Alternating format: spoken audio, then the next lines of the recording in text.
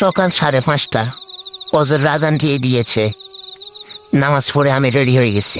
সারাদিন উত্তপ্ত রোদ থাকলেও সকালবেলা ঠান্ডা বাতাস বইছে এবং কুয়াশাচ্ছন্ন হয়ে রয়েছে। চলছে ঈদগাহ মাঠ প্রস্তুতির কাজ, যেখানে সবাই নামাজ পড়বে। আমাদের এখানে নাজমুল ভাই, উনাইস ভাই, জুবাইর ভাই, আমাদের বড় হুজুর সহ আমরা নামাজ পড়া জায়গা প্রস্তুতি কাজ শেষ করলাম। আপনারা দেখতেছেন জায়গাটা এখন চকচকা পকোকা হয়ে গেছে। নির্ধারিত সময় আমাদের ঈদের জামাত শেষ হয়ে গেছে। মানুষ এখন দৌড়াদৌড়ি হাঁটাহাঁটি কলাকলি করতেছে। আমাদের পরিচিত ফয়সাল ভাই কলাকলি করতেছে, কারণ এত অত্যন্ত আনন্দিত এবং উচ্ছ্বাসিত।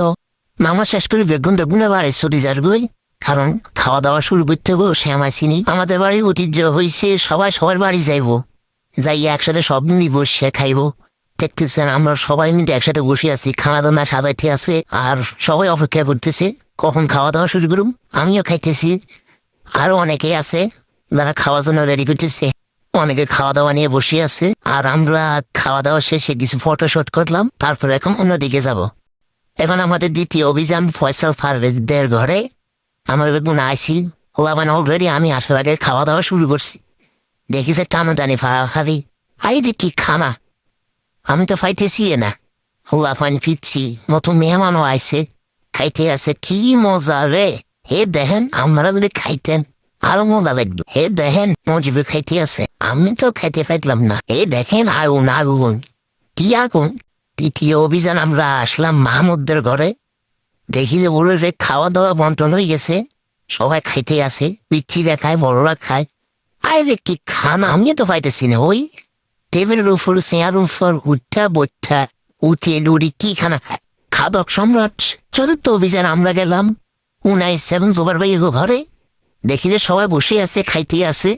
ওরে কি খানা! দাঁড়ায় খায়, বসারও সুযোগ না, সব দাঁড়ায় খাইতে আছে।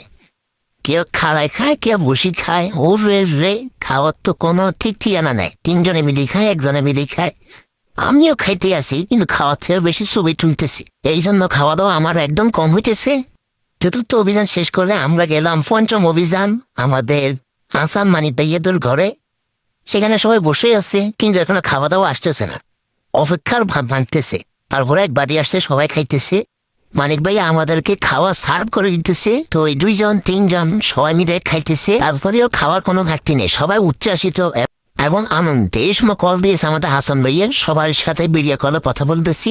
ষষ্ঠ অভিযান পরিচালিত হয়েছে আমার নিজ ঘরেই। সবাই আসতেছে, মোটামুটি খাওয়া দাওয়া করতেছে। তারপরেও খাওয়া দাওয়া কম হইতেছে।